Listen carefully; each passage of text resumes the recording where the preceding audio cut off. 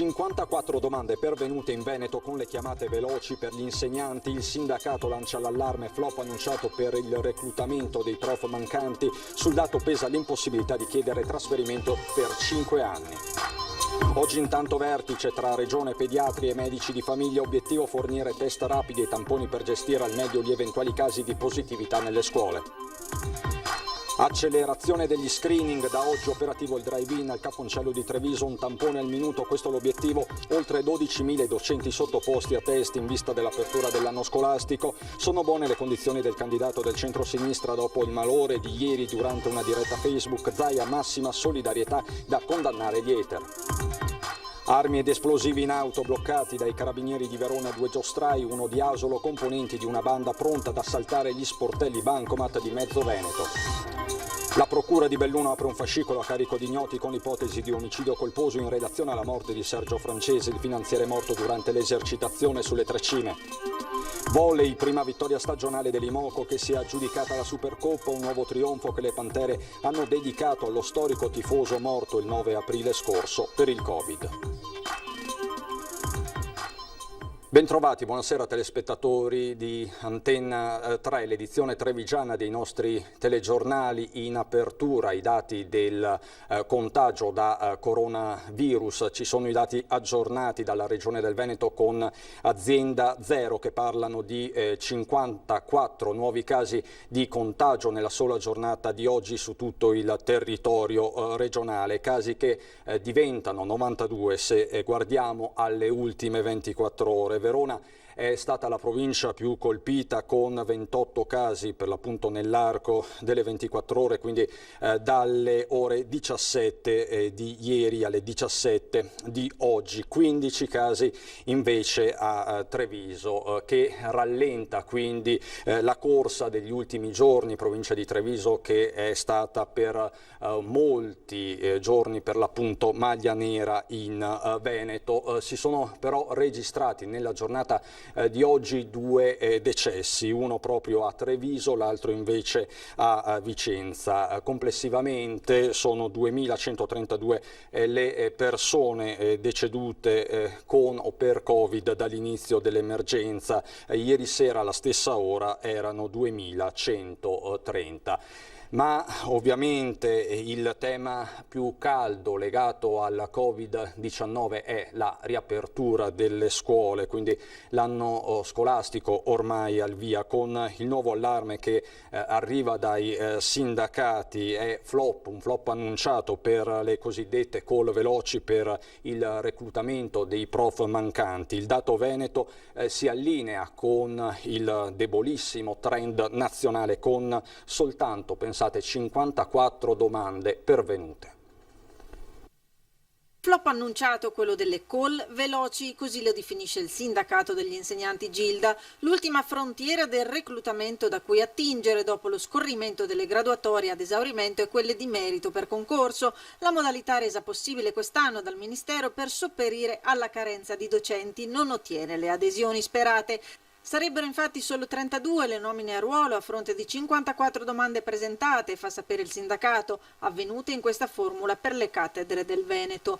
Numeri che si allineano al trend nazionale. Basti pensare che in Toscana sono state presentate 50 domande, in Piemonte 30, in Puglia 26, solo per citare alcune regioni. Dati che si scontrano se paragonati alla mancanza di circa 8.000 posti in Veneto, coperti solo in parte con le graduatorie. Gli insegnanti che hanno accettato vengono allontanati dalla loro abitazione, se questi hanno famiglia, figli eccetera, loro è chiesto nel giro di pochissimi giorni di sconvolgere completamente la loro vita personale e familiare e riorganizzarsi in funzione di un ruolo lontano da casa.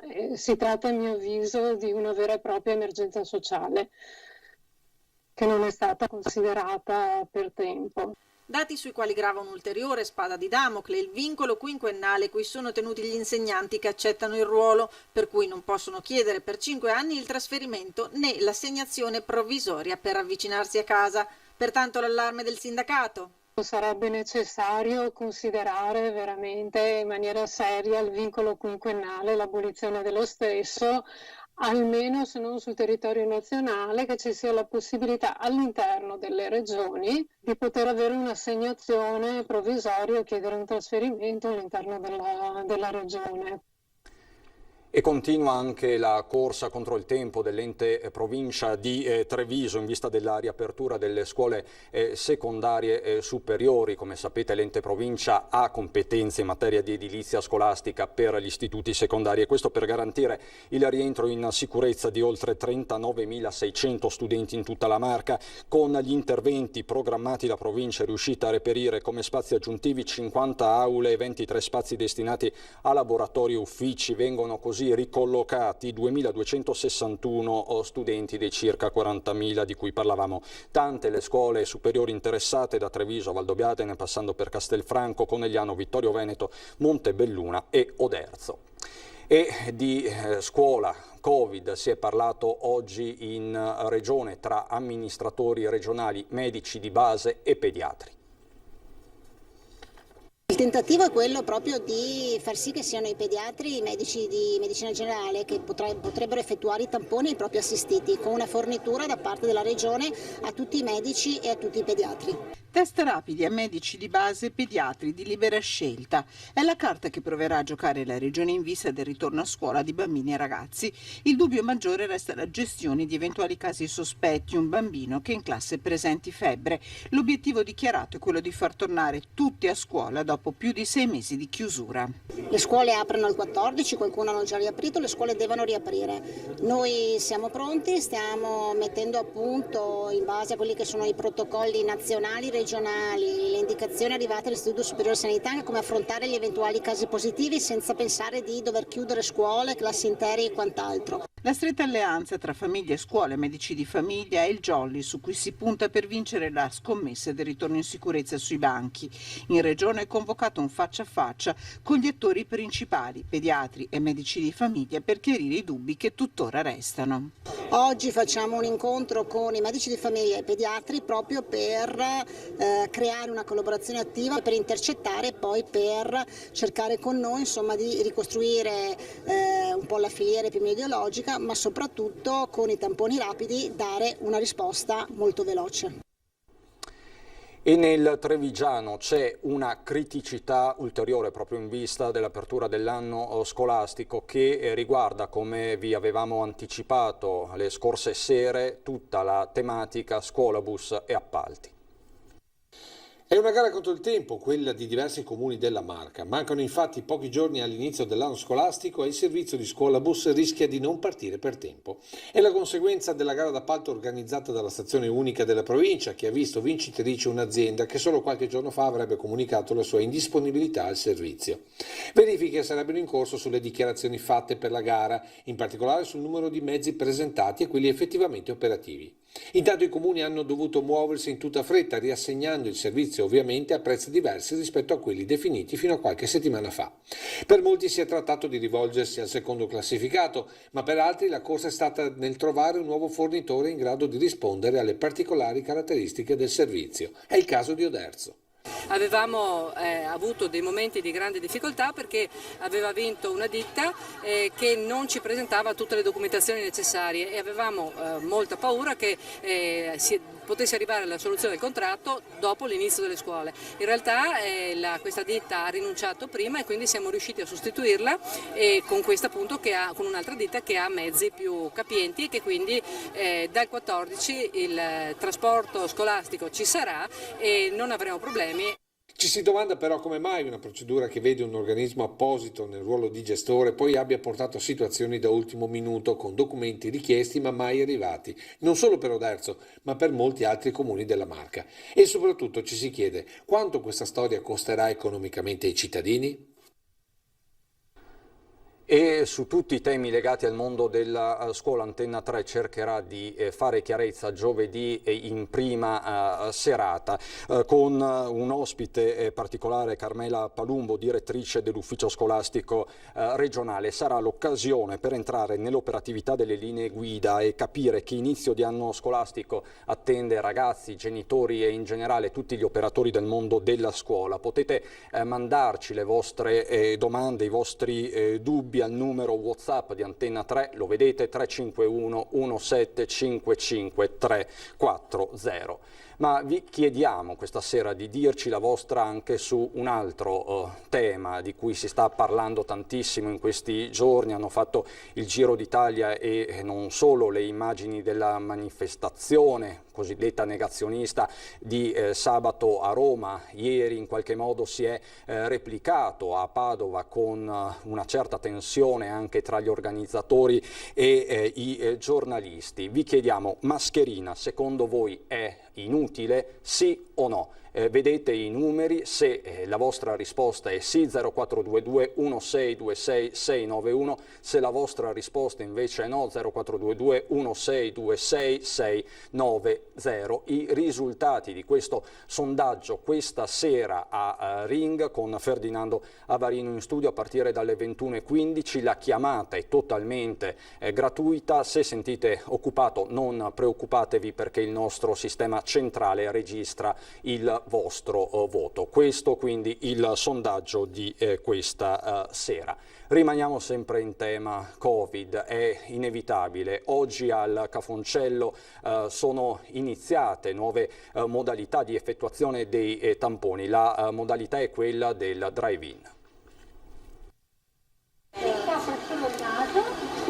il naso, così poi si Cambiano le esigenze, forse cambia anche il virus. Di certo da oggi sono cambiate le modalità di accesso all'ospedale Cafoncello di Treviso per effettuare il tampone. Un nuovo corso quindi per accelerare i test e garantire standard più alti di sicurezza, ma anche per evitare che con l'autunno si formino lunghe code all'esterno degli edifici, magari al freddo. Ecco quindi il nuovo drive-in fuori dal reparto di malattie infettive che segue quelli già attivi a Castelfranco e Conegliano. Il sistema garantisce di più sia l'utente che si avvicina, sia anche il mondo nostro dei sanitari.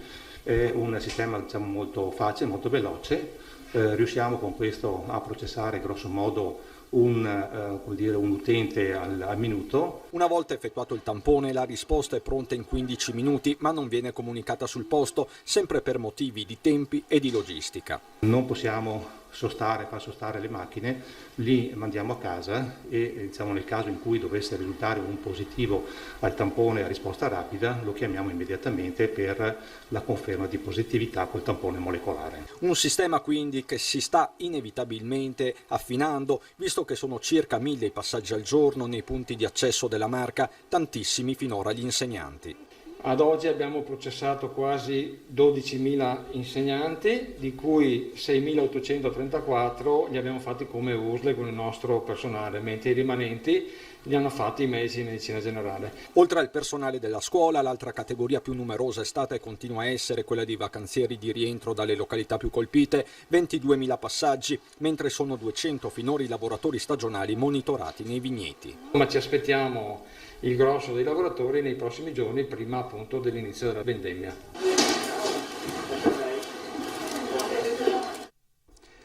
Sta decisamente meglio Arturo Lorenzoni, il candidato presidente per il centro-sinistra che si trova comunque ancora ricoverato a Padova. Di pochi minuti fa il bollettino medico della sera. Oggi Lorenzoni è stato sottoposto a un gran numero di esami medici con esiti rassicuranti, ma per il momento resta ricoverato e in tanti però hanno voluto portare la loro solidarietà.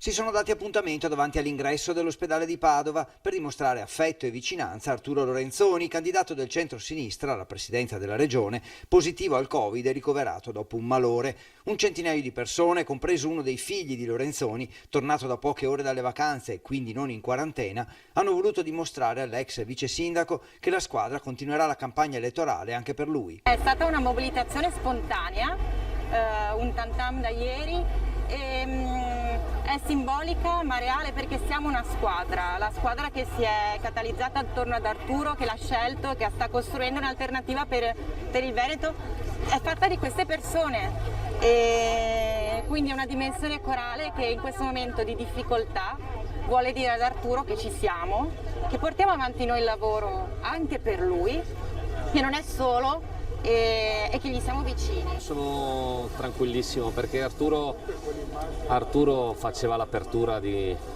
una squadra di rugby importante di Padova, un trascorso da sportivo, un trascorso da rugbista, e questa cosa è una cosa che tranquillizza tutti e è una voglia sicuramente di recuperare prima possibile, e noi siamo qua per dirgli: dai Arturo, dai che ce la facciamo, dai, fai in fretta, perché noi prima di tutto viene la tua salute, ma abbiamo bisogno di te. In mattinata le condizioni cliniche di Lorenzoni apparivano buone, il candidato ha dormito regolarmente tutta la notte, i medici che lo hanno visitato riportano una temperatura altalenante, ossigenazione buona e assicurano di proseguire con gli accertamenti. Nel frattempo Lorenzoni è in costante contatto telefonico con la famiglia e con gli amici e risponde alle centinaia di messaggi di solidarietà e incoraggiamento ricevuti. Al momento tutti gli impegni sono sospesi, le attività previste, anche online, per i prossimi giorni restano congelate.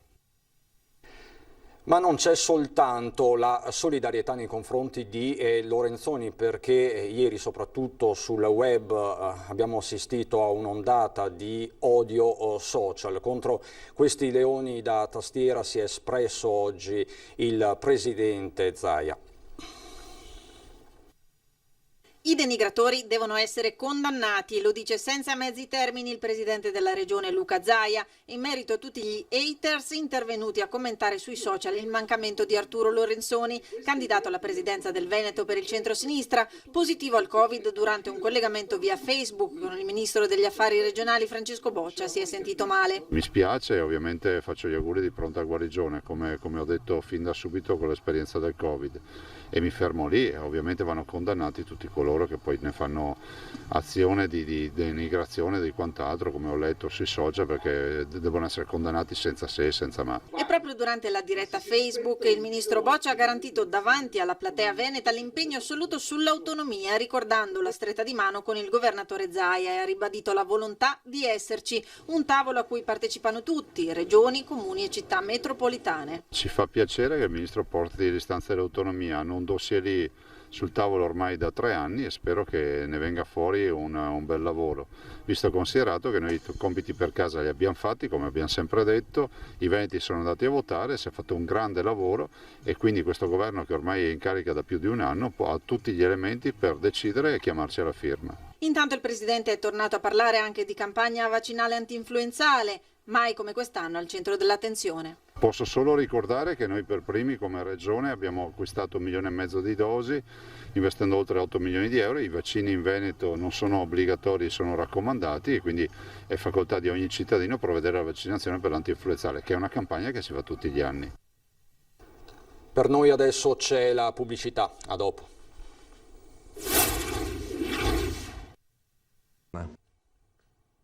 Di nuovo insieme per aprire la pagina di cronaca che ci porta sul Montello. Era scomparso da casa venerdì scorso Roberto Ballarin, uscito con la sua Range Rover per poi svanire nel nulla. Nessuna notizia nonostante l'appello sui social da parte della famiglia fino ad oggi, quando è stato ritrovato. L'uomo, 56 anni, si è impiccato fuori da un'abitazione sul Montello. I militari dell'Arma hanno trovato la sua auto in via Medaglie d'Oro Volpago, abbandonata in un campo agricolo. All'interno della vettura c'erano tutti gli effetti personali dell'uomo. Secondo i carabinieri ha lasciato un biglietto nel quale spiega il motivo del tragico gesto. Un cinquantenne di Asolo e un 42enne di Campo San Piero sono stati arrestati dai carabinieri di Verona e Vicenza in un'operazione tra i comuni berici di Montegalda e Longare. I 2 indagati farebbero parte di una banda di giostrai specializzata negli assalti con l'esplosivo ai bancomat. Tra le varie accuse figurano la detenzione di armi ed esplosivi, la ricettazione e il riciclaggio. 2 settimane fa, lo ricorderete, la scomparsa di Gianni Anselmi, l'anima degli orti botanici a Treviso, aree dimenticate dalla passata amministrazione comunale ma che presto verranno recuperate. Questa almeno la promessa del sindaco di Treviso Mario Conte ai nostri microfoni. Per conoscere le piante dal punto di vista dell'utilità, dell'amicizia che le piante hanno per l'uomo e per la pericolosità e l'inimicizia, chiamiamolo così, che hanno verso l'uomo. Termini che danno la misura di che cosa fossero le piante per Gianni Anselmi e perché abbia messo l'impegno di una vita perché venissero conosciute da tutti grazie agli orti botanici. Ecco perché sia lo spazio all'interno del perimetro del Liceo da Vinci che soprattutto quello di Via Nazioni Unite non devono essere dimenticati, come purtroppo versano ora, e la visione lungo la Feltrina non lascia dubbi. È stato uno sfregio che è stato fatto dalla precedente amministrazione che ha di fatto annullato i fondi e lasciato andare in stato di abbandono quell'orto botanico, dove tra l'altro io sono proprio cresciuto perché ricordo le giornate, le domeniche passate insieme ai miei genitori e proprio a Gianni Anselmi, proprio a far volontariato, a lavorare e a passare momenti di condivisione proprio in quel parco. E proprio per questo dal sindaco arriva una promessa a tutti i cittadini. L'orto botanico, proprio in nome di Gianni Anselmi, tornerà a rifiorire, ma con lo scopo che Gianni aveva voluto dare, proprio quello di orto botanico, quindi non sarà un giardino, non sarà un'area sgambatura cani, ma tornerà ad essere un laboratorio dove sperimentare la piantumazione di piante autoctone. Lo dobbiamo fare per Gianni, per la comunità di San Paolo e anche per Busnello, al quale è intitolato appunto l'orto botanico. Prima grandissima vittoria dell'Imoco Volley che al Palagoldoni a Vicenza si è aggiudicata la Supercoppa, vittoria che le Pantere hanno dedicato a Paolo Sartori, Paolone, capo tifoseria dell'Imoco, scomparso il 9 aprile scorso dopo essere risultato positivo al Covid.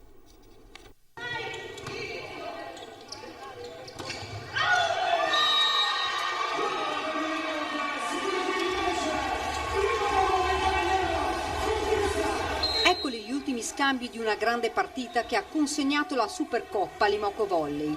Le gialloblu non hanno concesso nessun set alle loro avversari del Busto Arsizio.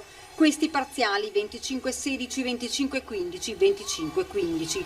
Poco prima dell'inizio della partita è arrivato alla Palagoldoni anche il ministro dello sport Vincenzo Spadafora, che ha ricordato alle due formazioni come quella fosse la ripartenza dei grandi eventi pallavolistici e uno dei primissimi trofei assegnati dopo il lockdown. Una partita dominata dalle Pantere. Ci tenevamo a far bene e a provare a portare a casa un trofeo che per noi era importante. Ci tenevamo a portarlo a casa perché c'era una motivazione in più, no?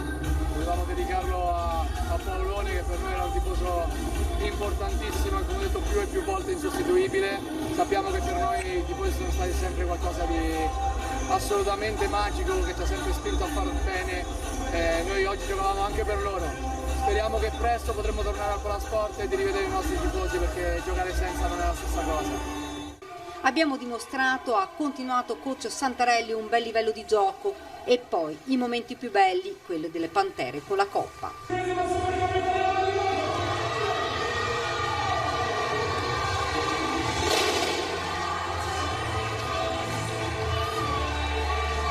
Una vittoria dedicata a Paolone Sartori, anima della tifoseria giallo-blu, morto il 9 aprile dopo aver contratto il Covid-19.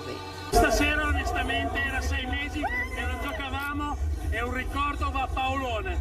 Per noi questa vittoria è importantissima, soprattutto per ricordarci di lui. Grazie Simone! Andiamo adesso a Belluno.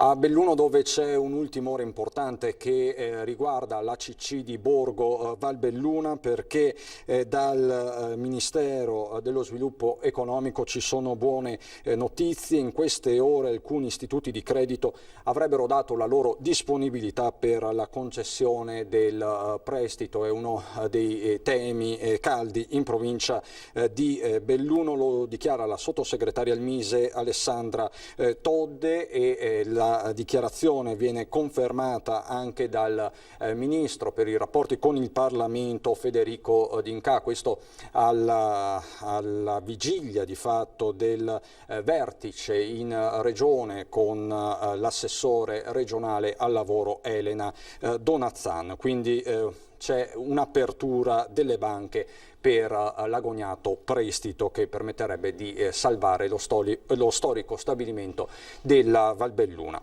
C'è poi la vicenda di Sergio Francese, il finanziere di 55 anni morto sabato durante un'esercitazione congiunta della Guardia di Finanza con il Soccorso Alpino sulle Tre Cime, perché la Procura della Repubblica di Belluno ha aperto un fascicolo a carico di ignoti con l'ipotesi di omicidio colposo. Una manovra errata del pilota dell'elicottero che ha perso stabilità durante l'imbarco in Overing dei soccorritori, un errore di calcolo del finanziere che si apprestava a salire sul velivolo, una tragica fatalità. A dare una risposta a queste domande sarà certamente l'indagine disposta dalla Procura di Belluno, che sulla morte del finanziere Sergio Francese ha aperto un fascicolo per omicidio colposo a carico di ignoti. Verosimilmente saranno nominati uno o più consulenti con competenze di soccorso aeronautiche, ma all'indagine della magistratura bellunese saranno sicuramente affiancate anche quella amministrativa della Guardia di Finanza e della Procura Militare.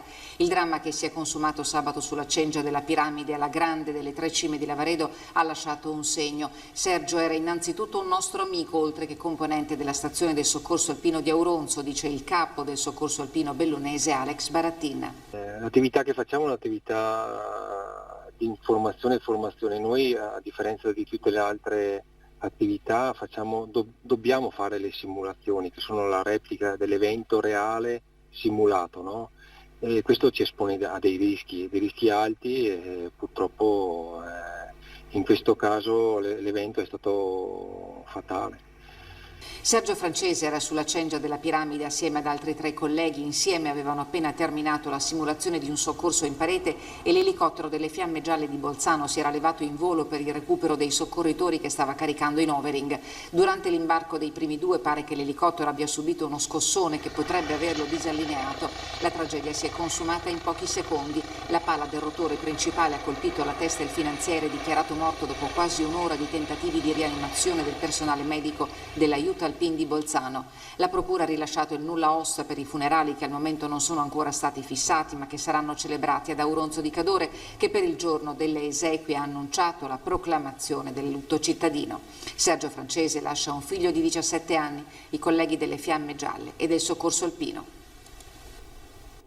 E a proposito c'è un aggiornamento perché i funerali di Sergio Francese si terranno giovedì alle 10:30 nella chiesa di Santa Giustina proprio ad Auronzo di Cadore. Sarà allestita anche una camera ardente dalle 8 alle 10 nel piazzale antistante il municipio.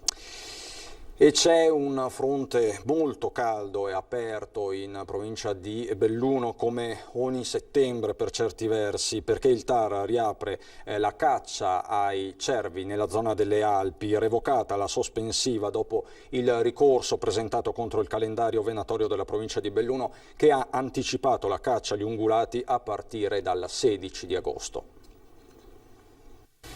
È fondato e risponde pienamente alle linee guida dettate da ISPRA, cioè del massimo organo scientifico nazionale per la tutela e la protezione dell'ambiente. Il calendario venatorio adottato dalla provincia di Belluno, che ha anticipato la caccia agli ungulati al 16 di agosto, ottiene il via libera dal TAR del Veneto, al quale l'Associazione Difesa Animali e Ambiente si era appellata con un ricorso che in prima battuta aveva prodotto una sospensiva.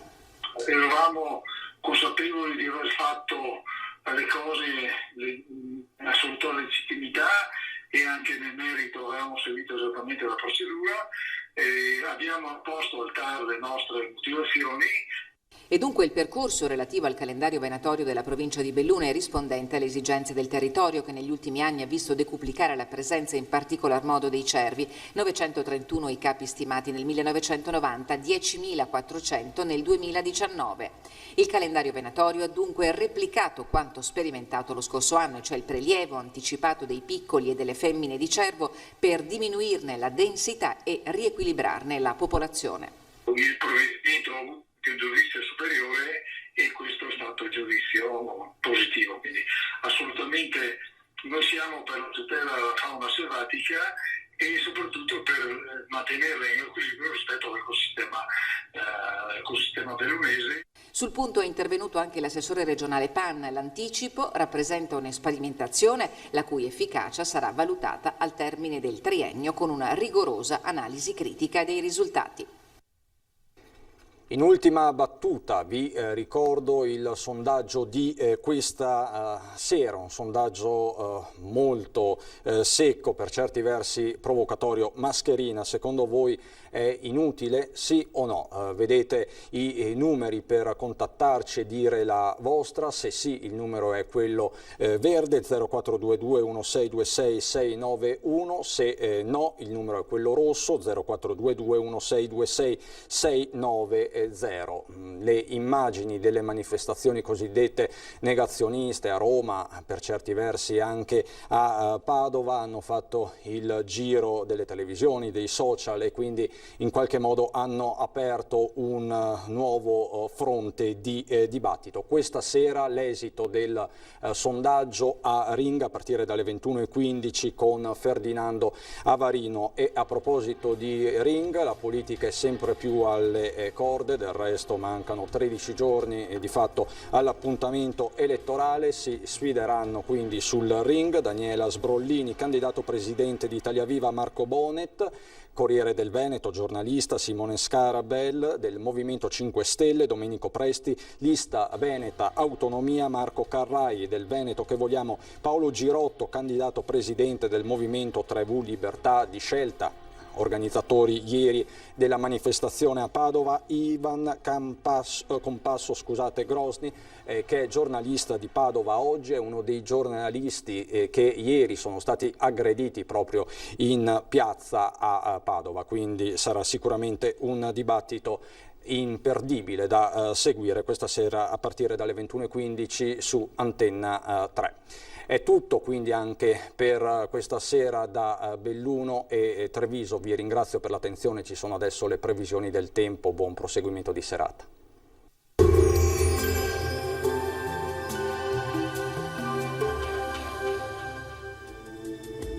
Bentrovati al meteo. L'area di bassa pressione che ha toccato il nostro territorio si sposta verso le Baleari, permettendo così un deciso miglioramento del tempo. Il dettaglio di martedì 8 settembre. Sul Veneto prevale una circolazione leggermente anticiclonica. Tornano perciò a prevalere le condizioni di stabilità, con ampio soleggiamento su tutte le province e cielo sereno o al massimo velato. Non sono attese piogge degne di nota. Temperature in lieve aumento, minime fino a 18 gradi, valori massimi compresi invece tra i 24 e i 27 gradi all'incirca. Ci spostiamo ora sul Friuli Venezia Giulia, dove avremo più o meno la stessa situazione, con sole prevalente, tempo asciutto e stabile con cielo sgombro da nubi. Temperature minime tra 15 e 18 gradi, massime sui 26 gradi all'incirca. Infine uno sguardo alla situazione del Trentino Alto Adige, sempre tanto sole ovunque, qualche addensamento sui settori di confine, ma senza ulteriori conseguenze. Temperature minime sui 14-15 gradi, massime sui 27 gradi. Dal meteo per ora è tutto, io vi auguro un buon proseguimento in compagnia di Antenna 3. Arrivederci.